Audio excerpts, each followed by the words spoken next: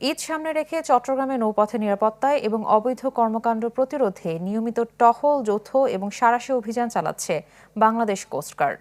মঙ্গলবার দুপুরে চট্টগ্রামের সদরঘাট, বাংলাবাজার ঘাট, কর্ণফুলী ঘাট সহ চট্টগ্রাম অঞ্চলের উপকূলীয় বেশ কয়েকটি এলাকায় বিশেষ তল্লাশি টহল শুরু হয়।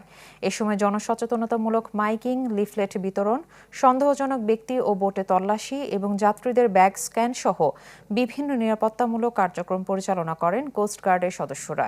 ঈদের আগে ও পরের সময়ে নৌ পরিবহন ও যাত্রা নিরাপদ রাখতে দিনরাত ২৪ ঘণ্টা এই কাজ চলবে বলে জানান কোস্টগার্ড কর্মকর্তারা।